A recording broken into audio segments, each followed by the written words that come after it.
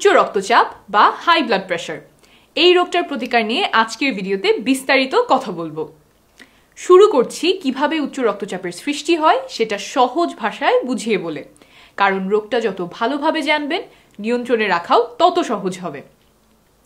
আমাদের শরীরের রক্তনালীগুলো রাবারের মতো, প্রয়োজনে প্রসারিত ও সংকুচিত হতে পারে, কিন্তু এই রক্তনালী যদি শক্ত হয়ে যায় তখন প্রয়োজন মতো প্রসারিত হতে পারে না।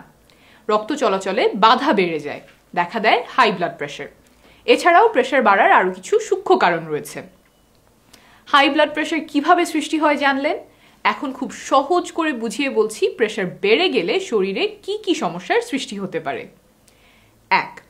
উচ্চ রক্তচাপের ফলে রক্তনালীগুলো দুর্বল হয়ে যেতে পারে।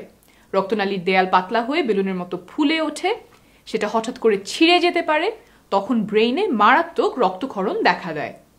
একই সমস্যা পেটের রক্তনালীতেও হতে পারে। দ্বিতীয় যে সমস্যা হতে পারে সেটা হলো রক্তনালীতে চর্বি জমা। সুস্থ স্বাভাবিক রক্তনালী তার গায়ে চর্বি জমতে দেয় না, তবে উচ্চ রক্তচাপ রক্তনালীকে ক্ষতিগ্রস্ত করতে থাকে। তখন রক্তনালীর গায়ে চর্বি, কোলেস্টেরল ও ক্যালসিয়াম জমতে পারে। আস্তে আস্তে এই চর্বির জমাট বড় হয়, রক্তনালী সরু হয়। কিছু ক্ষেত্রে দেখা যায় চর্বির গায়ে এসে রক্ত জমাট বাঁধে। এক পর্যায়ে রক্তনালীর মুখ পুরোটাই বন্ধ হয়ে যেতে পারে, তখন রক্ত আর সামনে আগাতে পারে না। এটা খুবই মারাত্মক ঘটনা। আপনারা নিশ্চয়ই ব্রেইন স্ট্রোক ও হার্ট অ্যাটাকের কথা শুনেছেন, এটা সেই ঘটনা। ব্রেইনের রক্তনালী বন্ধ হলে হয় স্ট্রোক। তখন ব্রেইনের এক অংশ আর রক্ত পায় না, কোষগুলো মরে যায়। একইভাবে হার্টের রক্তনালী বন্ধ হলে হয় হার্ট অ্যাটাক। এছাড়াও হাই ব্লাড প্রেশার দীর্ঘদিন থাকলে আরো অনেক ধরনের সমস্যা দেখা দিতে পারে, যেমন হার্ট দুর্বল হয়ে যাওয়া, কিডনি ক্রমে অকেজো হয়ে যাওয়া, দৃষ্টিশক্তিতে সমস্যা দেখা দেয়া ইত্যাদি। অনেকগুলো গুরুতর অসুখের কথা বললাম, তবে আমার মতে হাই ব্লাড প্রেশারের সবচেয়ে ভয়ঙ্কর দিক এগুলোর কোনোটাই নয়। সবচেয়ে ভয়ঙ্কর হচ্ছে এর নীরবতা। কেন? হাই ব্লাড প্রেশার শরীরে যখন দেখা দেয় তখন আপাত দৃষ্টিতে কোনো ব্যথা বা অসুবিধার সৃষ্টি করে না, তাই আমরা অধিকাংশ মানুষই এটাকে অগ্রাহ্য করি। সেই সুযোগে হাই ব্লাড প্রেশার আস্তে আস্তে শরীরে ক্ষতিগুলো করতে থাকে, হঠাৎ একদিন দেখা দেয় মারাত্মক ব্যাধি। আশা করি পরিষ্কার হয়েছে কেন হাই ব্লাড প্রেশার কখনোই হালকাভাবে নেওয়া যাবে না। এখন বলছি সমাধানের কথা। প্রথমেই বলবো খাবার নিয়ে। শুরুতে বলি কি খাওয়া যাবে না। এই তালিকায় 1 নম্বর হলো লবণ। দিনে কতটুকু লবণ খাচ্ছেন তার উপর সতর্ক নজর রাখতে হবে। দিনে 4 চামচের পরিমাণে 1.5 চা চামচ থেকে একটু কম লবণ খাবেন। এখন আপনি বলতে পারেন এটা তো সহজ, লবণদানি থেকে কে আর দিনে 1.5 চা চামচ লবণ নিয়ে খায়? ভাতের সাথে লবণ নিলেও তো 1 চিমটির বেশি কেউ নেয় না। তবে বিষয়টা এমন নয়, আমরা দিনে যতটুকু লবণ খাই তার বেশিরভাগই খাবারের ভেতরে লুকিয়ে থাকে। বাসায় ভাতের সাথে যেই তরকারি খাই সেগুলো সবই লবণ দিয়ে রান্না করা। ফল খেতে গেলে যেমন আমরা, জাম্বুরা, পেয়ারা মাখাতেও আমরা একটু লবণ দেই, কারণ মজা লাগে বেশি। সিঙ্গারা, পুরি, ঝালমুড়ি সবগুলোতেই লবণ দেয়া। লবণ দেয়া নাই এমন খাবারই বরং আমরা কম খাই। তাই দিনে কি পরিমাণ লবণ যে আসলে শরীরে ঢুকছে সেটার হিসাব আমাদের কাছে থাকে না। গবেষণায় দেখা গেছে বেশিরভাগ মানুষই নিজের অজান্তে মাত্রাতিরিক্ত লবণ খাচ্ছেন। উচ্চ রক্তচাপের রোগী হিসেবে আপনার জন্য সেটা অনেক বড় ঝুঁকি। এখন বলবো কি কি উপায়ে লবণ খাওয়া কমানো যায়। 9টা উপায় বলবো। 1. ভাত খাওয়ার সময় আলাদা করে কাঁচা লবণ খাবেন না। টেবিল থেকে লবণের কৌটা সরিয়ে ফেলবেন, কারণ চোখের সামনে বা হাতের কাছে থাকলে লবণ নিতে ইচ্ছা করতে পারে। 2. অনেকের মধ্যে একটা ধারণা আছে যে কাঁচা লবণ ব্লাড প্রেশারের জন্য ক্ষতিকর, ভাজা লবণ খেলে সমস্যা নেই। এটা ভুল। লবণ কাঁচা হোক আর ভাজা হোক তাতে সোডিয়াম থাকে, আর সোডিয়াম ব্লাড প্রেশার বাড়ায়, তাই তরকারিতে লবণ কম দিতে হবে। 3. রান্না করার উপাদানগুলোতে কতটুকু লবণ আছে সেটা খেয়াল রাখতে হবে। সয়া সস, বিট লবণ, টেস্টিং সল্ট, মেয়োনিজ এগুলোতে বেশি পরিমাণে লবণ থাকে রান্নায়, তাই এসবের বদলে অন্য কিছু ব্যবহার করার চেষ্টা করবেন। 4.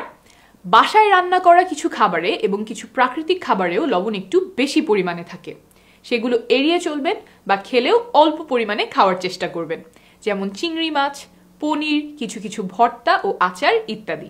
5. বাজার থেকে কেনা খাবার, রাস্তার পাশে টঙের দোকানের খাবার, হোটেল কিংবা রেস্টুরেন্টের খাবার এগুলো যতটা পারেন এড়িয়ে চলবেন। কেন? এগুলোতে কতটুকু লবণ দেয়া আছে সেটা আপনার জানা নাই। ব্লাড প্রেশারের রোগীদের কথা চিন্তা করে কম লবণ দিয়ে অল্প স্বাদের খাবার রান্না করার সম্ভাবনা নেই বললেই চলে, তাই এগুলো পরিহার করার পরামর্শ দিচ্ছি। 6. টমেটো সস, টমেটো কেচাপ এড়িয়ে চলবেন, এগুলোতে অনেক লবণ থাকে। 7, নাস্তায় পুরি, সিঙ্গারা, চপ, নুডলস, চিপস, স্যান্ডউইচ এসব পরিহার করলে নিজের অনেক উপকার করবেন। নাস্তার জন্য একটা ফল খেতে পারেন, তবে ফল আবার বিট লবণ দিয়ে মাখিয়ে খাওয়া যাবে না। 8, যারা প্রক্রিয়াজাত খাবার কেনেন যেমন নুডলস, পাস্তা, সিরিয়াল ইত্যাদি, তারা প্যাকেটের গায়ে লেখা লবণের পরিমাণ দেখে কিনবেন। লবণ কম আছে এমন অপশন থাকলে সেটা কিনবেন।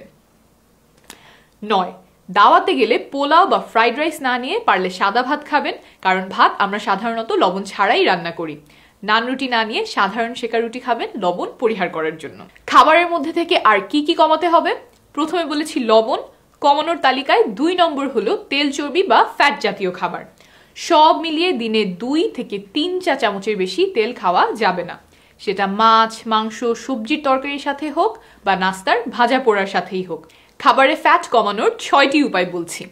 1, রান্নায় তেল ঢালার সময় চা চামচ ব্যবহার করবেন, তাহলে কতটুকু তেল দিচ্ছেন সেই হিসেব রাখতে সুবিধে হবে। 2, মাংস খেতে হলে চর্বি ছাড়া মাংস বেছে নেবেন। 3, মুরগির চামড়া খেতে মজা লাগলেও অনুগ্রহ করে এড়িয়ে চলবেন, কারণ মুরগির চামড়ায় অনেক ফ্যাট থাকে। 4, ঘি আর মাখন থেকে দূরে থাকবেন, কারণ এগুলোতে ফ্যাটের পরিমাণ বেশি। 5, দুধের স্বর, ফুল ক্রিম বা ফুল ফ্যাট দুধ এবং মিষ্টি দই খাবেন না, বরং ফ্যাট ফ্রি দুধ আর টক দই খাবেন।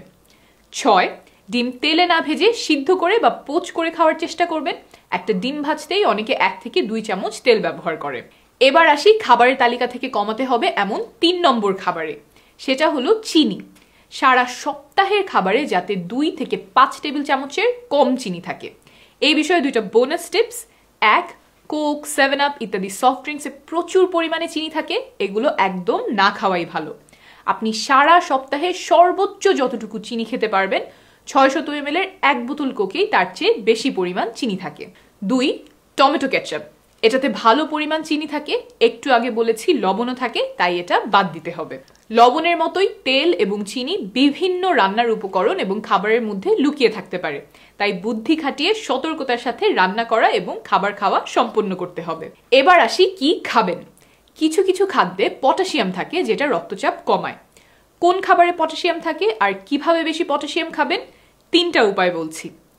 1, দিনে 4 থেকে 5টা মাঝারি সাইজের ফল খাবেন। একবারে বদলানো সম্ভব না হলে একটু একটু করে বাড়ান।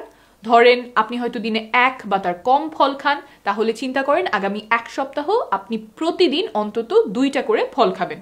সেই অনুযায়ী বাজার করে রাখেন, সকালের নাস্তায় একটা ফল খান, অফিসে ব্যাগে করে একটা ফল নিয়ে যান সাথে, যাতে ক্ষুধা লাগলে সেটা খেতে পারেন। পরের সপ্তাহে ফলের সংখ্যাটা আরো বাড়ান। 2, দিনে 2 থেকে 2.5 কাপ কাটা বা রান্না করা সবজি খাবেন। এটাও আগের মতোই অল্প অল্প করে পরিবর্তন করুন।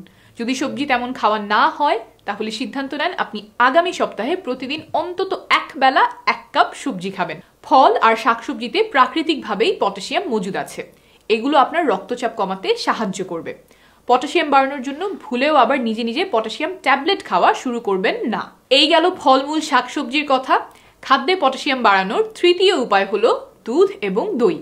ফুল ক্রিম বা পূর্ণ ননিযুক্ত দুধ এবং মিষ্টি দই খাওয়া যাবে না, কারণ সেগুলোতে ফ্যাট বেশি। খেতে হবে ফ্যাট ফ্রি দুধ কিংবা টক দই। দিনে 2 থেকে 3 কাপ ফ্যাট ফ্রি দুধ কিংবা টক দই খেতে পারেন। 1 কাপের মাপ হবে 250 ml এর মতো। এতক্ষণ যে খাবারগুলো বেশি খাওয়ার কথা বললাম, তার উদ্দেশ্য হলো স্বাস্থ্যের জন্য অপকারী খাবার কমিয়ে স্বাস্থ্যের জন্য উপকারী খাবারগুলো বেশি খাবেন। ধরেন আপনি নাস্তায় 3টা সিঙ্গারা খেতেন, এখন 3টার বদলে 1টা সিঙ্গারা আর সাথে একটা কলা খেলেন। আগে বেশি ভাত খেতেন, এখন ভাত কমিয়ে সবজি বেশি খাবেন। কিন্তু যদি এমন হয় যে আগে আপনি 2 প্লেট ভাত খেতেন, এখনো 2 প্লেট ভাতই খান, সেটা কমাননি, কিন্তু সাথে যোগ করেছেন 500 ml দুধ, তাহলে কিন্তু ওজন বেড়ে যাবে এবং হিতে বিপরীত হওয়ার সম্ভাবনা আছে। এই যে খাবার নিয়ে এত কথা বললাম, এগুলোর একটাও আমার মন গড়া কথা না। বছরের পর বছর ধরে গবেষণার মাধ্যমে চিকিৎসা বিজ্ঞান যা জানতে পেরেছে সেখান থেকে বলা। এটার নাম ড্যাশ ডায়েট। গবেষণায় দেখা গেছে এই ডায়েট অনুসরণ করতে পারলে 11 পয়েন্ট পর্যন্ত রক্তচাপ কমতে পারে। ব্লাড প্রেশারের ক্ষেত্রে অনেক বড় সংখ্যা এটা। এটা সঠিকভাবে অনুসরণ করার জন্য শুধুমাত্র রোগী না, বরং পরিবারের সবার অংশগ্রহণ প্রয়োজন। যে বাজার করছে, যে রান্না করছে, যে খাবার টেবিলে আনছে, সবারই এই বিষয়গুলো জানতে হবে। খাবার নিয়ে শেষ কথা, আমি যে পরামর্শ দিয়েছি সেটা শুধুমাত্র উচ্চ রক্তচাপের রোগীদের জন্য। যাদের উচ্চ রক্তচাপের পাশাপাশি অন্য রোগ আছে, বিশেষ করে কিডনি রোগ আছে, তারা অবশ্যই একজন ডাক্তার বা পুষ্টিবিদের পরামর্শ নেবেন। এবার আসি খাবার ছাড়া আর কি কি উপায়ে রক্তচাপ নিয়ন্ত্রণে রাখা যায়। 3টা উপায় বলবো। 1, ওষুধ। রক্তচাপ নিয়ন্ত্রণে রাখার জন্য ওষুধের প্রয়োজন হতে পারে। আপনার অবস্থা অনুযায়ী ডাক্তার আপনাকে ওষুধ দিবেন। দয়া করে ডাক্তারের পরামর্শ ছাড়া নিজে নিজে এই ওষুধ বন্ধ করবেন না। একদিন আপনি প্রেশার মেপে দেখলেন যে প্রেশার নর্মাল হয়ে গেছে, তাই সিদ্ধান্ত নিলেন আর ওষুধ খাবেন না। অনেক রোগীকে আমি এমন করতে দেখেছি এবং এটা মারাত্মক একটা ভুল। হাই ব্লাড প্রেশার আপনাকে কিচ্ছু জানান দিবে না, নীরবে শরীরের ক্ষতি করতে থাকবে। তারপর হয়তো একদিন দেখা দিবে হার্ট অ্যাটাক বা স্ট্রোক। 2, অতিরিক্ত ওজন কমানো। প্রতি 1 কেজি অতিরিক্ত ওজন কমালে রক্তচাপ সাধারণত 1 পয়েন্টের মতো কমে, তাই যাদের ওজন বেশি তা কমাতে চেষ্টা করুন। 3, নিয়মিত শরীর চর্চা করা।